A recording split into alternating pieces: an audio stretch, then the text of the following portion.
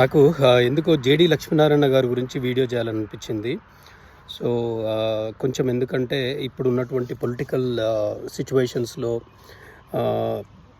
ఇప్పుడే ఎలక్షన్స్ అయిపోయినాయి. సో అయితే జరిగినటువంటి పరిణామాల దృష్ట్యా అతను ఒక సెలబ్రిటీ కాబట్టి సో తన గురించి ఒకసారి మాట్లాడాలని అనిపించింది అనమాట.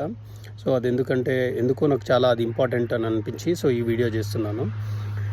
సో ఇక్కడ నేను కొంచెం బయట ఉన్నాను. సో కొంచెం కార్ల సౌండ్ అది ఇది ఉండొచ్చు. So pardon me for that. But ఏంటంటే సో జేడీ లక్ష్మీనారాయణ గారి గురించి ఏంటంటే మనం ఎవ్వరూ కూడా అందరికీ తెలుసు, ఒకరు పరిచయం చేయాల్సినటువంటి అవసరం లేదు.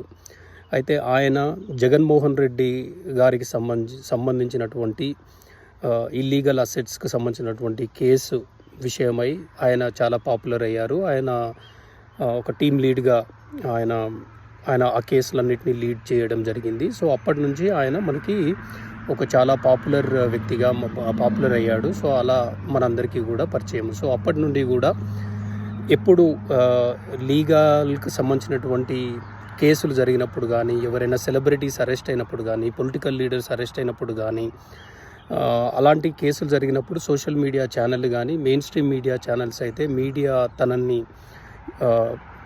కన్సల్ట్ చేస్తూ తర్వాత ఫర్దర్ నెక్స్ట్ స్టెప్స్ ఎలా ఉంటాయి, తర్వాత ఆ పర్టికులర్ సిఐడి కానీ లేదనంటే సిబిఐ కానీ ఈడీ కానీ ప్లాన్ ఆఫ్ యాక్షన్స్ ఎలా ఉంటుంది, సో ఇంపాక్ట్ ఏముంటుంది, ఒక కేసు యొక్క సివియారిటీ ఎలా ఉంటుంది, సో ఇలాంటివన్నీ కూడా తనతో చాలా డిస్కస్ చేసేవారు. సో అదే కాకుండా కూడా ఆయనకి పొలిటికల్ అంబిషన్స్ కూడా బాగానే ఉన్నాయి. అంటే ప్రజలకి సేవ చేయాలనేటటువంటి ఉద్దేశం కూడా తనకి చాలా స్ట్రాంగ్గా ఉంది. సో ఆ ప్రాసెస్లో ఆయన 2019 జనరల్ ఎలక్షన్స్ ఆంధ్రప్రదేశ్లో జరిగినప్పుడు కొన్ని నెలల ముందుగా జనసేన పార్టీలో ఆయన చేరడం జరిగింది. సో పవన్ కళ్యాణ్ గారు కూడా ఓపెన్గా ఆయనని ఇన్వైట్ చేయడం జరిగింది.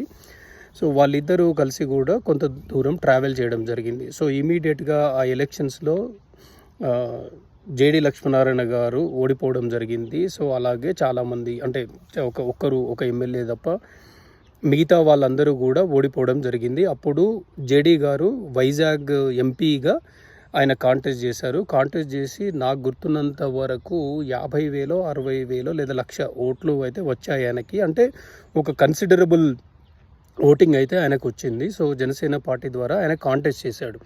సో కాంటెస్ట్ చేసిన తర్వాత ఓడిపోయిన తర్వాత ఎలక్షన్ రిజల్ట్స్ వచ్చిన తర్వాత జరిగినటువంటి పరిణామాల దృష్ట్యా అంటే అప్పుడు పవన్ కళ్యాణ్ గారు ఒక 6 months ఒక 1 year అయిందనుకుంటా. తర్వాత ఎలక్షన్స్ అయిపోయిన తర్వాత ఆయన తిరిగి మూవీస్లో కూడా యాక్ట్ చేయాలి అనేటటువంటి డెసిషన్ తీసుకున్నారు. సో డెసిషన్ తీసుకున్న తర్వాత అది జేడీ లక్ష్మీనారాయణ గారికి నచ్చలేదు. సో ఆయన ఏంటంటే ఈ సౌండెడ్ లైక్ అంటే ఆయన పరుష పదాలతో ఆయన విమర్శలు చేయలేదు, కానీ అంటే ఒక కైండ్ ఆఫ్ పవన్ కళ్యాణ్ గారికి సీరియస్నెస్ లేదు పాలిటిక్స్లో అనేటటువంటి విధంగా ఆయన కామెంట్ చేసి వెళ్ళిపోవడం జరిగింది. So to be honest with you, ఆ రోజైతే నాకు చాలా అంటే బాధ అనిపించింది. సో జేడీ గారు చాలా మంచి వ్యక్తి, అతనికి చాలా నాలెడ్జ్ ఉంది. సో ఎస్పెషల్లీ ఒక పొలిటికల్ పార్టీ అంటే లీగాలిటీ ఇష్యూస్ వస్తుంటాయి. సో చాలాసార్లు అంటే ప్రతిపక్ష పార్టీలను కట్టడి చేయాలని చెప్పేసి అధికార పార్టీలు కేసులు పెడతా ఉంటారు. సో జైళ్ళకు పంపిస్తూ ఉంటారు. సో అలాంటి టైంలో లీగల్కు సంబంధించినటువంటి ప్రొసీజర్స్ అన్నీ కూడా తెలిసిన వాళ్ళు జనసేనకు అండగా ఉంటే బాగుంటుంది అనేది ఒకటి. ఇంకొకటి స్వతహా ఒక మచ్చలేని నాయకుడు జేడీ లక్ష్మీనారాయణ గారు. సో ఆయన ఉంటే జనసేనకు కూడా బాగుంటుంది. It's a kind of a win situation. Plus ఇలాంటి వాళ్ళు నేను డబ్బు ఖర్చు పెట్టకుండా కాంటెస్ట్ చేస్తానంటే చాలా పొలిటికల్ పార్టీస్ కూడా ఎంకరేజ్ చేయవు. సో ఒకవేళ ఎంకరేజ్ చేసి వాళ్ళతో ట్రావెల్ చేసినా కూడా వాళ్ళకు ఉండేటటువంటి నెగటివ్స్ కానీ అవన్నీ కూడా ఈయన మోస్తా ఉండాల్సినటువంటి పరిస్థితి ఉంటుంది. సో ఇది నిజంగా ఇది ఒక విన్ సిచ్యువేషను. అయ్యో ఇలా జరగకుంటే బాగుండేది, జేడీ గారు ఉంటే బాగుండేది జనసేనలో అని నాకు అనిపించింది. సో కానీ అన్ఫార్చునేట్లీ జేడీ గారు వెళ్తూ అంటే పవన్ కళ్యాణ్కి సీరియస్నెస్ లేదు. సో పాలిటిక్స్లో ఫుల్ టైం ఉంటే కానీ ఇదంతా వర్కౌట్ కాదు. సో ఆయన మళ్ళీ ఏమో సినిమాలు అంటున్నారు అని చెప్పేసి ఆయన కన్సర్న్ ఏర్పడి, ఆయన పొలిటికల్ జర్నీకి కన్సర్న్ ఏర్పడి ఆయన బయటకు వచ్చాడు. సో బయటకు వచ్చిన తర్వాత కూడా ఆయన వివిధ రకాల సేవా కార్యక్రమాలను కొనసాగిస్తూ ఉన్నాడు. సో కొనసాగిస్తూ ఆయనకు కూడా నాకు తెలిసి ఆయన అంటే in between the lines read చేయడం అంటారు కదా, సో ఆయన పలు రకాలుగా వివిధ ఛానల్లో ఇంటర్వ్యూలు ఇచ్చినప్పుడైతే నాకు ఏమనిపించింది అని అంటే, ఆయనకి పొలిటికల్ అంబిషన్ బాగా ఉంది, but he's either is not interested to join a party or is not getting any call from any other party. నాకైతే కొంచెం అర్థం కాలేదు ఆయన చెప్పిన విధానం బట్టి. నాకైతే కన్ఫ్యూషన్ అయింది. అంటే ఆయన ఏం చెప్పాడంటే, నా థాట్ ప్రాసెస్కి సరిపడైనటువంటి పార్టీల కొరకు నేను వెయిట్ చేస్తున్నాను, సో అలాంటిది ఏదన్నా ఉంటే నేను తప్పకుండా జాయిన్ అవుతాననే విధంగా ఆయన చెప్పడం జరిగింది. సో ఇలా టైం ఒక 3-4 ఇయర్స్ గడిచిన తర్వాత ఆయన జై భారత్ అనే ఒక పార్టీ పెట్టారు. పార్టీ పెట్టిన తర్వాత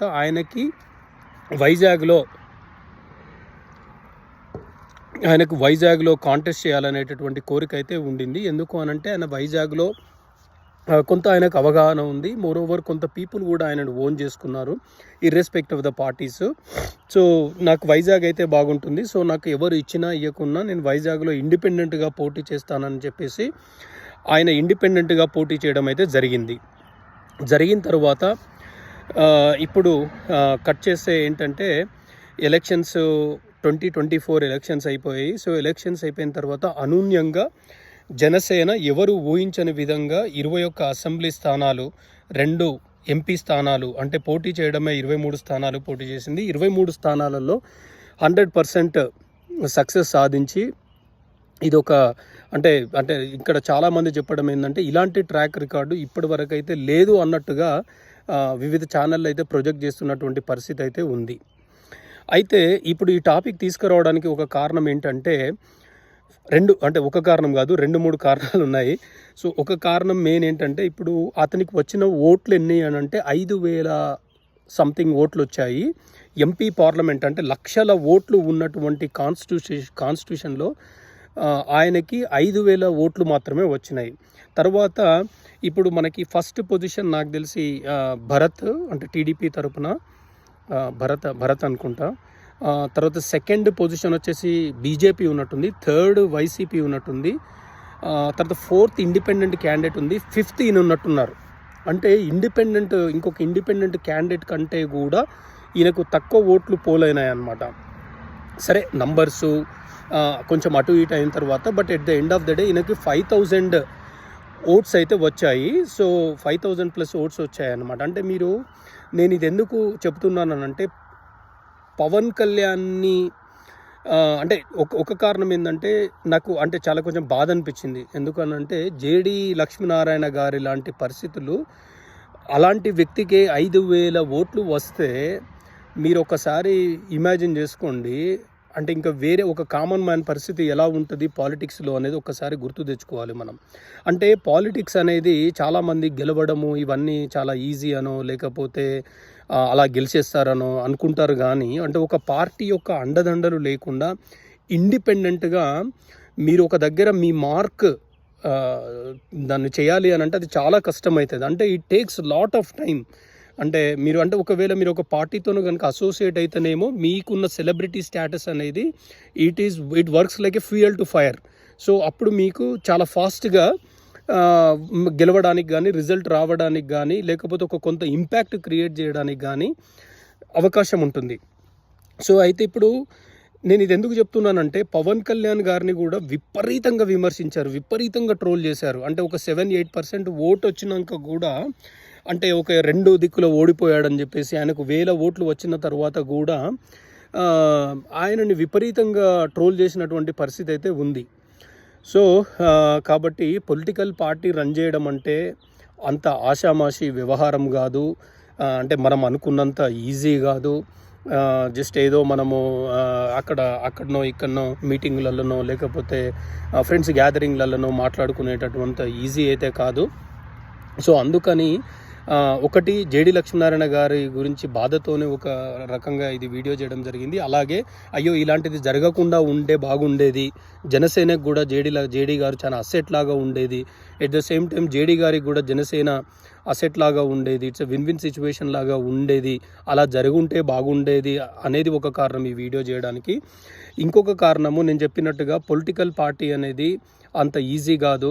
అంటే ఇప్పుడు చదువుకున్న వాళ్ళు సక్సెస్ అవుతారని, లేకపోతే చదువుకోని వాళ్ళు సక్సెస్ కాలేరని, లేకపోతే మంచి వాళ్ళు సక్సెస్ అవుతారని, మంచి వాళ్ళు కాకపోతే సక్సెస్ కారని.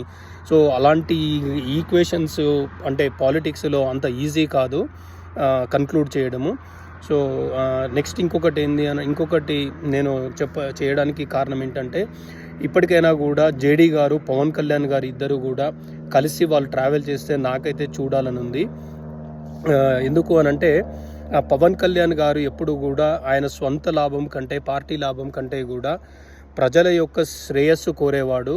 సో తర్వాత అంటే ఇప్పుడు ఎలా అంటే మనము ఒక దొంగతోనే ట్రావెల్ చేస్తే ఒక్కొక్కసారి ఆడి మకిలి మనకండొచ్చు. సో అది కూడా మనకు ప్రాబ్లం ఉంటుంది. సో ఇప్పుడు ఏంటంటే జేడీ గారు పవన్ కళ్యాణ్ లాంటి వ్యక్తులు ఇద్దరు కనుక ట్రావెల్ చేస్తే వాళ్ళిద్దరికి కూడా అదొక సేఫ్ జర్నీ లాగా ఉంటుంది. It's like a win win situation ఉంటుంది. సో కాబట్టి ఖచ్చితంగా వన్ డే జేడీ లక్ష్మీనారాయణ గారు పవన్ కళ్యాణ్ గారు ఇద్దరు కూడా కలిసి వర్క్ చేసి ఒక ఇంపాక్ట్ను వాళ్ళు క్రియేట్ చేస్తారు. ఎందుకనంటే ఇప్పటికీ కూడా జనసేనలో ఒక లోటు అయితే ఉంది, మనం అంగీకరించాలి. ఎందుకనంటే ఒక సెలబ్రిటీ స్టేటస్ ఉన్న వాళ్ళు, లేకపోతే ప్రముఖ రాజకీయ చరిత్ర ఉన్నటువంటి రాజకీయ నాయకులు కానీ లేరు. సో ఇలాంటి టైంలో ఒక మంచి నాలెడ్జ్ ఉండి, ఒక లాంగ్వేజ్ మీద పట్టు ఉండి, తర్వాత లీగల్కి సంబంధించినటువంటి డొమైన్లో ఎక్స్టెన్సివ్ నాలెడ్జ్ అండ్ ఎక్స్పీరియన్స్ ఉండి, వీటితో అన్నిటితో పాటు ఒక హానెస్టీ, కమిట్మెంట్ ఉన్నటువంటి నాయకుడు జేడీ లక్ష్మీనారాయణ గారు. సో ఆయన కంపల్సరీగా ఒకసారి ఆలోచించి ఆయనన్న ఒక అడుగు వెనక్కి తగ్గి పవన్ కళ్యాణ్ గారిని సంప్రదించో, లేకపోతే పవన్ కళ్యాణ్ గారన్న ఒక అడుగు వెనక్కి తగ్గి జేడీ గారిని సంప్రదించి వాళ్ళిద్దరూ కూడా కలిసి ప్రయాణం చేసి జనసేన పార్టీని బలపరుస్తూ, అదేవిధంగా ప్రజలకు మంచి జరిగేటటువంటి విధంగా చర్యలు తీసుకోవాలని కోరుకుంటూ జస్ట్ ఈ వీడియోను కన్క్లూడ్ చేస్తున్నాను. Thanks for watching. Thank you. Bye.